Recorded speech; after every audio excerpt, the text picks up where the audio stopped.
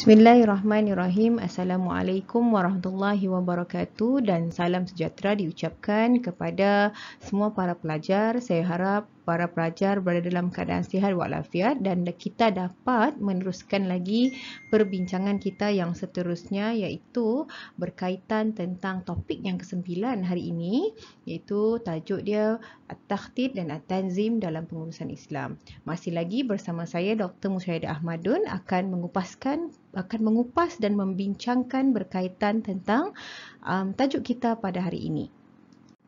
Okey, kita lihat apakah yang dimaksudkan dengan at-takhtid dalam pengurusan Islam. Jika kita lihat, at-takhtid ini adalah proses yang berterusan dan ia adalah proses awal dalam sesebuah organisasi dalam melaksanakan kegiatannya. Mudah untuk kita faham. At-takhtid ini dalam bahasa Arabnya lah, dalam bahasa Melayunya, dalam bahasa Inggerisnya adalah planning dan dalam bahasa Melayunya adalah perancangan lah. So memang orang cakap perancangan ini amat penting apabila kita berada dalam sebuah organisasi. Bukan sahaja sebuah organisasi, hatta pada diri kita sendiri pun kita perlu ada perancangan rapi. Okey. Seterusnya, takhtid ini melibatkan usaha-usaha di mana ia menetapkan matlamat dan cara bagaimana untuk sebuah organisasi itu mencapainya. Dah kita kata pun planning ataupun perancangan. Dan apabila kita sebut berkaitan tentang perancangan, yang paling dekat dengan perancangan ini, kita perlu ada apa pertama? Kita perlu ada matlamat kan? Dan bagaimana untuk kita mencapai matlamat tersebut. Dia ada cara-cara dia bagaimana kita nak planning dia. Okey, dan kalau kita lihat perkara-perkara yang diambil kira dalam proses perancangan ini adalah yang pertama sekali apa yang perlu kita tahu, mengenal pasti sumber yang ada. Sumber ni nanti kita akan belajar sumber luaran, sumber dalaman, dan ada sumber apa? Contohnya sumber kewangan, sumber manusia. Terus dalam organisasi kita ataupun dalam kita punya syarikat, kita kena pasti dulu apa sumber yang ada. Kita dah ada, contohnya kita dah ada sumber kewangan yang kuat, tetapi sumber manusia kita masih lagi kurang dari sudut apa? Dari sudut kuantiti ke, dari sudut maksudnya ilmu ke, itu kita kena tengok dan rancanglah. Dan seterusnya yang kedua, menetapkan falsafah dan prinsip organisasi. Ini sangat penting. Dalam organisasi kita kena letakkan falsafah apa yang kita nak bawa lah. Dan mungkin kalau kita dah belajar pada bab-bab yang lalu, kita lihat bahawasanya apapun falsafah yang kita letak, ia mestilah berpandukan matlamat akhir last sekali itu adalah keredaan Allah Subhanahu Wa Taala. Okey, yang seterusnya adalah penentuan matlamat dan objektif organisasi. Ini macam saya telah sebutkan tadilah. Okey, dan seterusnya penentuan garis panduan untuk mencapai objektif tersebut. Kita ada satu garis panduan. Okey, bagaimana kita nak mencapai objektif tersebut? Sebagai contohlah, kamu ni adalah salah satu syarikat pelancongan. So, kamu mesti ada garis panduan untuk pekerja kamu bagaimana untuk mencapai objektif itu. Dia tidak boleh terus direct. Okey, contohnya objektif syarikat kita memang contohnya syarikat pelancongan kan adalah untuk memperbanyakkan orang cakap kita punya customer lah, terutamanya pelancong-pelancong contohnya daripada China, daripada luar negara, contohnya macam tu. Okey, itu objektif kita, tapi kita tidak ada garis panduan yang boleh diikuti oleh pekerja kita. Itu pun tidak boleh. Contohnya garis panduan pertama apa? Okey, dia lebih kepada macam contohnya seorang individu ataupun pekerja dalam organisasi itu mestilah ada file meja. File meja ini adalah apa disebut file meja?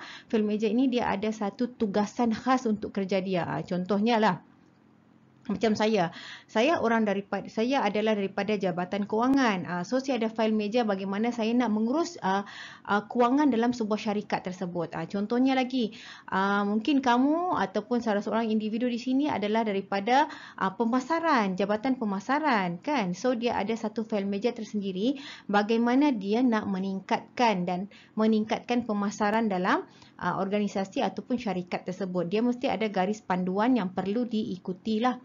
Dan seterusnya ada jangka waktu yang diperlukan untuk mencapai objektif. Nanti kita akan tengok dia ada jangka waktu panjang dan juga ada jangka waktu yang pendek. So kita mesti objektif ni bukan satu je kan. Dalam contoh lah kan, dalam organisasi tu, dalam setiap organisasi ataupun syarikat itu, dia mempunyai projek yang banyak kan. Contohnya kan ada 2-3 projek. So dia ada 2-3 ataupun 4 objektif. So bagaimana you nak tahu objektif pertama ini dia adalah jangka masa panjang atau jangka masa pendek. Itu kita lihat daripada bentuk objektif yang kita telah buat ataupun kita telah lakukan lah. Okey, seterusnya kita kena tahu juga bagaimana kita nak merancang kegiatan organisasi ataupun fungsi organisasi. Organisasi ini bukanlah orang cakap batang tubuh organisasi tu, maksudnya orang yang di dalam tu. Maksudnya individu, pekerja, kepimpinan, kan? Itu semua yang perlu kita tahu bagaimana kita nak rancang kegiatan dalam organisasi. Kenapa kegiatan organisasi ini terletak dalam proses perancangan? Kerana ia adalah perkara yang amat penting supaya organisasi itu dapat berfungsi dengan baik lah. Terutamanya paling mudah untuk kita faham bagaimana you nak bagi tugas ataupun penyelarasan tugas kepada jabatan-jabatan di dalam organisasi you ataupun kepada pekerja-pekerja you sendirilah. Okey. Seterusnya, apabila kita sebut berkaitan tentang takhtit ataupun perancangan, kenapa perancangan ini penting? Macam saya katakan tadi, bukan sahaja di dalam organisasi tetapi kepada diri kita sendiri. Kenapa dia sangat penting? Yang pertama, kalau di dalam konteks organisasi itu sendiri, kepentingan takhtit ini adalah untuk menggerakkan organisasi. Tanpa perancangan, organisasi itu tidak akan bergeraklah. Kan? Contohnya kita cakap kita nak naikkan sel pada bulan ini, tapi kita tidak ada perancangan how you nak naikkan sel you. You cakap kita naikkan sel je lah. Kita bagi tahu, contohnya kita ni ketua ataupun pemimpin, kita bagi tahu dekat kita punya staf bawah, okey pada bulan ni saya nak sel kita meningkat dalam 1 juta. Tetapi kita bagi tahu macam tu je tanpa ada kita buat plan, tanpa kita memberikan idea ataupun tanpa kita create satu orang cakap kita create satu aktiviti yang dapat menaikkan kita punya income di dalam organisasi tersebut. Okey, seterusnya kepentingan takhtit juga adalah persediaan untuk menggunakan sumber organisasi.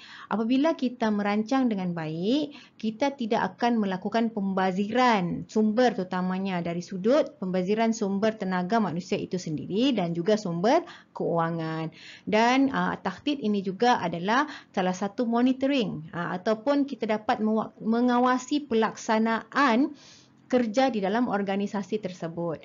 Dan yang seterusnya dapat menyelaraskan kegiatan organisasi, dapat mengenal pasti masalah dan isu yang timbul. Okey, contohlah. Kita diberi amanah oleh kita punya bos ataupun kita punya pemimpin, you kena rancang satu projek ataupun satu program yang ada di organisasi ataupun di syarikat kita lah. So you dah rancang apa semua. Apa kesan daripada perancangan tu? Kesan daripada perancangan tu, you boleh kenal pasti, you boleh identify. Oh yang ni ada masalah lah, oh yang ni tak berapa bagus, yang ni tak boleh letak kat sini. Dan kita tahu apakah isu-isu yang timbul dalam kita merancang sesuatu perkara dalam organisasi kita. Dan ini macam SWOT analisis. SWOT analisis ni memang popular lah digunakan oleh di mana-mana organisasi. Memang mereka akan melihat kepada SWOT lah, iaitu melihat kepada kekuatan, kelemahan, peluang dan juga cabaran kepada organisasi. Ini adalah salah satu tools ataupun konsep yang digunakan dalam takhtit itu, dalam perancangan. Dan perancangan ini juga dapat membuat unjuran untuk masa hadapan. Okey, seterusnya kita lihat lagi. Apakah ciri perancangan? Ini yang kita kena tahu. Apakah ciri-ciri perancangan? Yang pertama sekali, ciri-ciri perancangan ini adalah berorientasikan masa hadapan dan bukan pencapaian terdahulu sahaja. Maksudnya apa yang kita nak target pada masa hadapan? Mungkin syarikat kita pada masa dahulu ataupun 2 bulan yang kebelakangan ini, dia telah dapat apa yang dia telah rancangkan. Tapi kita mesti lagi go forward, ke hadapan lagi. Kita mesti orientasi untuk masa hadapan, bukan ke belakang. Okey, yang kedua, memfokuskan kepada peluang dan bukan masalah ataupun cabaran yang boleh membantutkan potensi organisasi. Ini ciri-ciri perancangan. Jangan kita sikit-sikit bila kita nak merancang sesuatu. Contohlah, kita nak merancang sesuatu kan, kita nak buat program latihan kepada pekerja kita. Kita akan terus fikir, tak payahlah buat bos sebab dia buang duit je. Kita akan gunakan banyak kewangan kita. Better kita simpan kewangan kita tu untuk gaji para pekerja. Kita tidak mahu masalah tu menjadi punca kepada gagalnya dalam pembuatan perancangan. So apabila kita nak buat perancangan, first sekali kita lihat kepada peluang. Tetapi sesekali kita kena lihat juga apakah cabaran-cabaran yang kita lalui sepanjang perancangan yang kita jalankan tersebut. Okey, seterusnya yang ketiga, kita hendaklah menentukan matlamat sendiri, bukan meniru ataupun ditentukan oleh pihak lain. Itu sangat penting. So you mesti ada original plan, original visi dan misi. Tak boleh nak ikut-ikut orang, sebab bila kita ikut-ikut orang ni, nanti kita tak tahu apa yang kita nak sebenarnya dalam organisasi kita itu sendiri. Okey. Seterusnya, kita lihat pula kepada proses perancangan organisasi. Bagaimanakah kita dah tahu tadi ciri-ciri, kita dah tahu berkaitan tentang kepentingan, dan kita nak tengok apa pula proses, bagaimana proses perancangan dalam organisasi. Kalau kamu lihat di dalam slide ini, ada 4 perkara yang perlu kita tekankan sepanjang proses perancangan organisasi tersebut. Yang pertama, perlunya ada penentuan objektif, jangka masa panjang dan juga jangka masa pendek. Apa yang kita nak dalam organisasi tersebutlah. Dan seterusnya, adanya analisis persekitaran dalaman dan luaran. Kita kena tahu adakah persekitaran dalaman ni kebiasaannya adalah dalam organisasi kita lah. Maksudnya pekerja-pekerja kita, mampukah mereka bawa objektif ataupun mampukah mereka jalankan projek-projek ataupun perancangan-perancangan yang telah kita jalankan. Dan luaran pula kita lihat kepada pelanggan, kepada customer kita, lepas tu kepada kita punya stakeholder kita, yang macam itulah. So kita dah tahu bagaimana contohnya stakeholder kita, bagaimana pelanggan kita, apa yang mereka mahu. So kita tahu dah di situ bagaimana how you nak rancang, how you nak plan you punya organisasi lah, macam tu. Seterusnya, mestinya ada analisis kekuatan. Macam saya cakap tadi, ada SWOT. Kita kena buat SWOT tersebut. Dalam diri kita sebenarnya pun, dalam kehidupan peribadi kita ni, kita kena sentiasa buat SWOT juga. So baru kita tahu apa kekurangan kita, apa kelemahan kita, bagaimana opportunity yang perlu kita ambil. Itu semua kita kena tengoklah. Dan perlu ada pelan tindakan jangka masa panjang dan juga jangka masa pendek. Yang ini nanti kita akan buat satu latihan lah. Bagaimana kita nak buat pelan tindakan jangka masa panjang dan juga pelan tindakan jangka masa pendek. Okey. Seterusnya. Okey, janganlah fikir. Contohnya cakap tadi kan kita nak tengok planning kan, kita nak tengok perancangan. Rasanya perancangan ni biasanya digunakan dalam orang cakap sistem pengurusan moden sahaja. Macam pada zaman-zaman dulu tidak ada. Sebenarnya dalam Islam sendiri, aplikasi perancangan ataupun at-takhtid ini memang telah lama dijalankan dan dilakukan pada zaman Rasulullah lagi dan juga pada zaman para sahabat. Okey, kita lihat sedikit. Ketepatan perancangan Rasulullah SAW ini datang dari Allah Subhanahu Wa Taala. Bagaimana Rasulullah SAW buat perancangan? Dia mesti berpandukan apa yang telah ditetapkan oleh Allah Subhanahu Wa Taala. Di sini pun sebenarnya kita boleh ambil pengajaran dan pembelajaran bahawasanya setiap apa yang kita lakukan dalam sebuah organisasi, first kali apa yang kita nak rancang, yang mestilah tally ataupun selaras dengan hukum syarak itu sendiri dan selaras dengan keredaan Allah Subhanahu Wa Taala. Okey? dan seterusnya. Namun sebagai utusan Allah, Rasulullah SAW ini menggunakan kebijaksanaan berdasarkan kesesuaian masa, tempat dan persekitaran umat Islam. Inilah nampak betapa bijaknya Nabi Muhammad SAW. Dia juga perancangannya itu semua datang yang diilhamkan daripada Allah Subhanahu Wa Taala. Namun begitu dia sesuaikan dengan konsep sunnatullah, yang mana di situ dia juga menggunakan kebijaksanaannya dalam menyusun strategi itu sendiri. Dan kita boleh lihat contoh yang paling dekat adalah pada sirah Nabi lah, yang mana ketepatan perancangan Rasulullah SAW ini kita boleh lihat pada fasa Mekah itu sendiri dan juga fasa Madinah. Jom kita lihat bagaimanakah ketepatan perancangan Rasulullah pada fasa Mekah dan juga fasa Madinah ini. Okey, kita lihat pula pada fasa Mekah, ini kita mengingat kembali berkaitan tentang sirah Nabi. Okey, ini sangat bagus sebenarnya untuk kita tahu bagaimana perancangan itu boleh diselaraskanlah dengan Islam itu sendiri. Yang pertama, pada fasa Mekah, Nabi memberikan penekanan kepada usaha menguatkan akidah dan ajaran Islam itu sendiri, memandangkan pada ketika itu tidak ada seorang lagi pun yang memeluk Islam, dan semua pada ketika itu masih lagi orang cakap jahil lah, tidak lagi mendapat hidayah daripada Allah Subhanahu Wa Taala.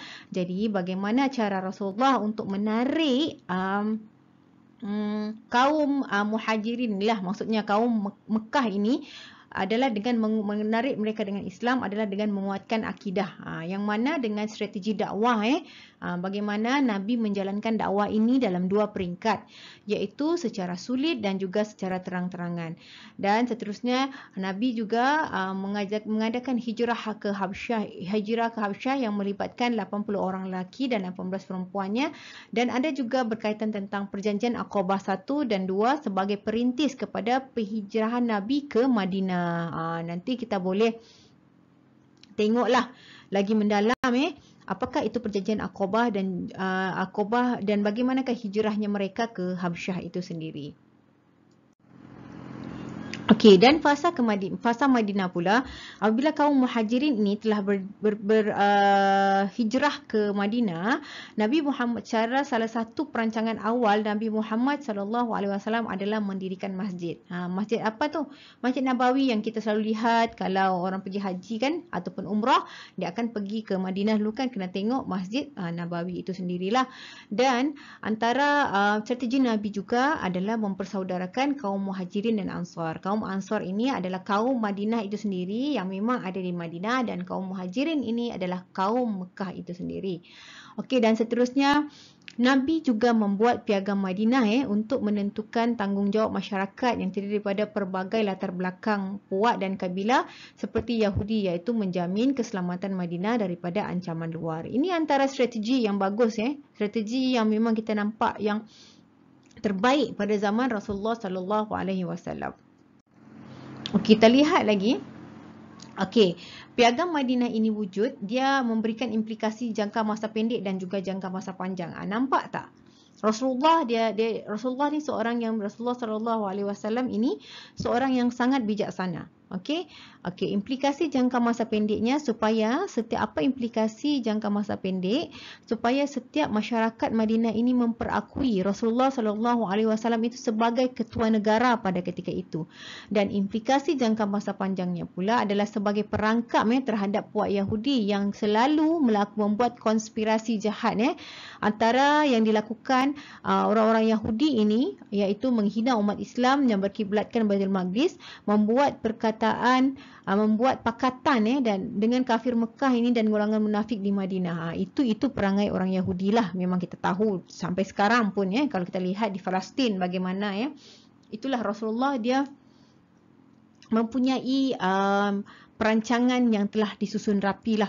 Okey, seterusnya mengukuhkan ekonomi umat Islam melalui penubuhan pasar dan Baitul Mal yang berfungsi untuk mengutip zakat dan cukai dan diagihkan kepada masyarakat yang tidak berkemampuan pada ketika itu. Dan dengan adanya perancangan ini, dengan adanya terbentuknya piagam Madinah ini, maka rakyat Madinah itu dapat hidup dalam keadaan aman dan damai. Okey, tadi kita dah lihat, kita dah tengok berkaitan tentang proses perancangan ataupun at-takhtid. Sekarang ini kita pindah pula kepada yang kedua, elemen pengurusan yang kedua adalah at-tanzim. Apakah yang dimaksudkan dengan at-tanzim ini? At-tanzim ini adalah berkaitan tentang pengorganisasian ataupun penyusunan. Okey? Ataupun boleh sebut juga proses mencari, memilih dan mengambil para pekerja baru. Ini rekrutmen tu pun antara at-tanzim jugalah. Contohnya bagaimana kita nak menyusun pekerja-pekerja kita dengan baiklah. Dan seterusnya ia juga melibatkan sistem tugas iaitu aktiviti yang mana untuk mengurus organisasi. Dan sistem ini dia memerlukan segala kemudahan dari sudut sumber tenaga manusia, sumber orang cakap kewangan, lepas tu alat-alat kelengkapan dan juga premis itu sendirilah. Okey. Proses untuk kita menyediakan setiap sumber sama ada sumber manusia, benda maupun kewangan pada kedudukan yang munasabah dan sesuai. Ini yang dimaksudkan dengan at-tanzim ya. At-tanzim juga adalah penyusunan segala sumber dalam bentuk kesatuan dengan cara berkesan untuk mencapai matlamat organisasi. Okey, menurut Abu Zar Al-Ghafiri, dia pernah tolak ini maksudnya ada cerita sirah pada zaman Nabi. Abu Zar Al-Ghafiri ini pernah ditolak permintaannya oleh Rasulullah sallallahu alaihi wasallam untuk dilantik sebagai gubernur kerana terdapat kelemahan yang boleh menghalangnya menjadi ketua. Itu pun antara salah satu contoh bagaimana kita nak menyusun orang cakap negara lah ketika itu dengan baik. Kita tidak mahu adanya ketua yang tidak kompeten, yang tidak mampu untuk menjalankan tugas dengan baik. Ini menunjukkan penyusunan guna tenaga yang strategik amat penting bagi kejayaan sebuah organisasi dan juga pengurusan tersebut. Okey, apakah kepentingan tanzim? Kalau kita lihat di sini banyak ditunjukkan kepentingan tanzim. Mungkin saya tidak akan orang cakap terangkan secara lebih mendalam lah. Cuma saya sebut ni pun, kalau saya sebut ni pun sebenarnya semua dah tahu, dah boleh bayangkan. Okey, kepentingan tanzim yang pertama adalah memanfaatkan tenaga sumber organisasi secara optimum lah. Kita tidak mahu ada pembaziran tenaga.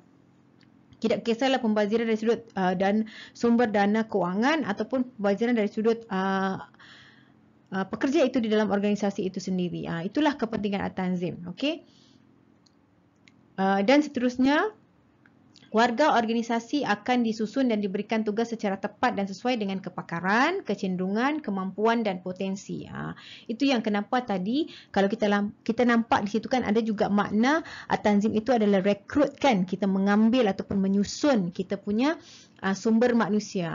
Sebabnya kalau contohnya nanti maybe one day kalau kamu keluar dah bekerja, kamu akan masuk organisasi, kamu akan dilakukan ada interview kan. So nanti dia akan lihat kepakaran kamu sesuai dekat jabatan mana. Contohnya macam saya lah, saya ceritakan. Saya nak interview sebagai as a lecturer. Lecturer ni kan besar kan, banyak kan. So kita banyak fakulti. So dia akan tengok daripada kepakaran kamu. Oh, Dr. Musyayadah ini dulu dia belajar berkaitan tentang pengajian Islam. So kita kena letakkan dia dekat Akademi Pengajian Islam. Macam tu. Dan dia belajar juga berkaitan tentang pengurusan. So kita boleh berikan dia satu subjek yang berkaitan tentang pengurusan. Contohnya saya ambil lah Kod City 263. So bos saya pada ketika itu dia dah tahu apa kepakaran dan kecenderungan saya dan kemampuan saya pada ketika itu. Kalau kita just tidak menyusun dengan baik, kita just letak je, maka akan berlakulah kerosakan dalam sebuah organisasi tersebut.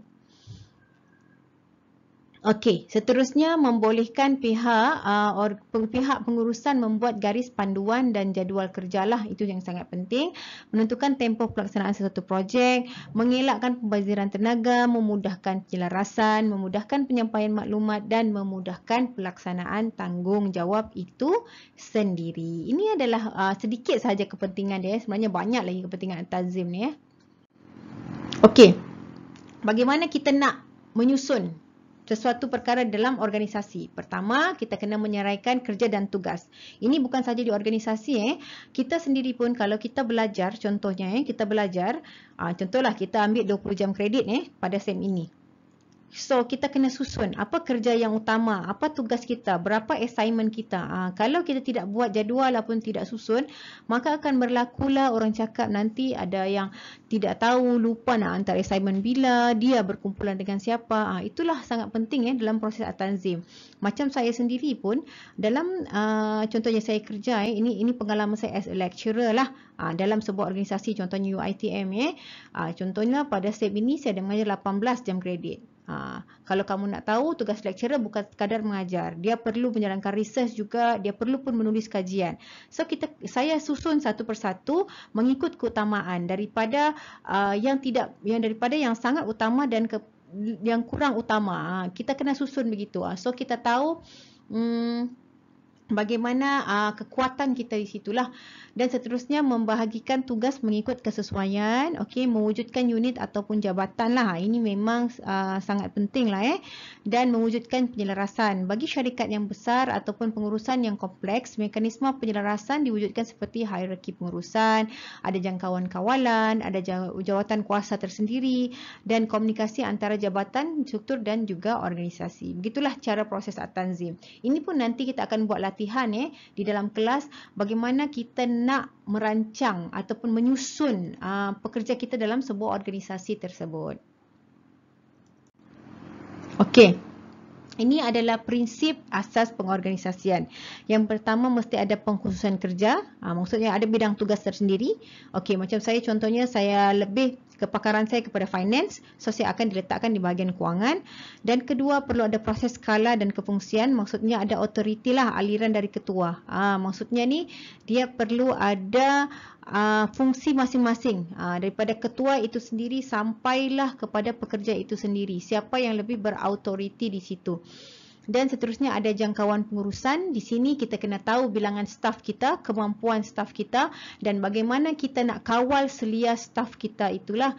Dan seterusnya perlu ada struktur di sini. Struktur yang dimaksudkan kita perlu ada unit-unit kecil, kita perlu ada jabatan, kita perlu ada bahagian dan juga kita perlu ada kementerian. Kalau kita ni dalam sebuah negara, kalau kamu tengok kan macam negara kita Malaysia, kita ada Kementerian Pendidikan, kita ada Kementerian Kesihatan. Itu semua perlu ada untuk kita centralizekan kepakaran tersebut supaya tidak menjadi cacah marbah lah. Okey, ini juga kalau kita tengok at-tanzim ini juga ada aplikasinya pada zaman Rasulullah. Kalau kita lihat peristiwa hijrah Rasulullah sallallahu alaihi wasallamnya yang mana Rasulullah membuat pembahagian tugas antara para sahabat. Yang mana ketika itu Sayyidina Abu Bakar temankan baginda masa itu di Gua Hira kalau tidak silap saya dan Sayyidina Ali tidur di tempat Rasulullah sallallahu alaihi wasallam sebagai penyamaran, yang mana kalau kita ingat kalau cerita ni kita ingat selalu sirah Nabi ni kan pada kita zaman kita kecil-kecil, kita mesti tahu Sayyidina Ali tu yang ganti Rasulullah tidur supaya menyamar sebab pada ketika itu Rasulullah hendak dibunuh oleh kaum Quraisy kafirkan Mekah pada ketika itu dan Amir bin Fuhairah menghilangkan jejak Nabi dia ni dan Abdullah bin Uraiqat menunjukkan jalan Nabi ketika Nabi nak berhijrah. Dan dua kategori pentadbiran iaitu pentadbiran pusat dan wilayah. Ini juga nampak ini yang di atas tu pada zaman Rasulullah. Yang ini kalau kita lihat dia dah zaman para sahabat, contohnya Bani Umayyah, Bani Abbasiyah yang daripada zaman Khulafa' Rashidin. Kalau kita tengok ada pentadbiran pusat ada 7 jabatan. Yang mana pentadbiran wilayah diwujudkan jawatan wali iaitu gubernur, hakim, qadi dan juga amil pemungut zakat. Ini antara proses-proses at-tanzim yang berada pada zaman Rasulullah SAW dan juga para sahabat.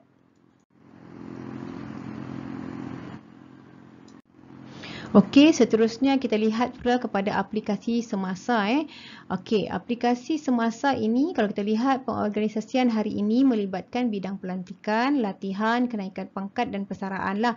Ini kalau kita lihat dalam sebuah jabatan itu banyak dipegang oleh jabatan sumber manusia lah. Contohnya dalam proses pelantikan jawatan, ia mempunyai aliran tersendirilah bagi memastikan jawatan yang bakal diberikan adalah bertepatan dengan kelayakan, kemahiran dan kecekapan dan pengalaman itu sendiri. Kalau kita lihat dalam pengambilan pekerja itu sendiri yang mana biasanya dia diletakkan dalam jabatan pengurusan sumber manusia, Nah, pertama sekali kita mesti ada temu duga lah interview. Lepas tu dia akan lihat bagaimana peranan tugas dan batas kuasa kita. Yang ketiga tu tempoh percubaan. Contohnya kalau kamu masuk government, dia ada tempoh percubaan selama 3 tahun lah sebelum kamu ada pengesahan jawatan. So dalam tempoh percubaan tersebut ada beberapa task yang perlu kamu selesaikan dan laksanakan lah. Dan selepas itu apabila segala task itu telah kamu laksanakan dan bertepatan dengan organisasi tersebut, maka adanya pengesahan jawatan yang mana menetapkan kamu di dalam sesuatu jabatan ataupun bidang tersebut. Okey, secara kesimpulannya yang boleh kita lihat setiap proses perancangan yang dilaksanakan oleh organisasi ini haruslah bertepatan dengan syariah Islam. Itu yang amat penting. Tidak ada lain lah, kita tidak boleh membelakangi hukum syarak ataupun hukum Islam itu sendiri. Proses perancangan dan penyusunan dalam organisasi haruslah sentiasa dikemaskini dari masa ke semasa agar bersesuaian dengan visi dan misi.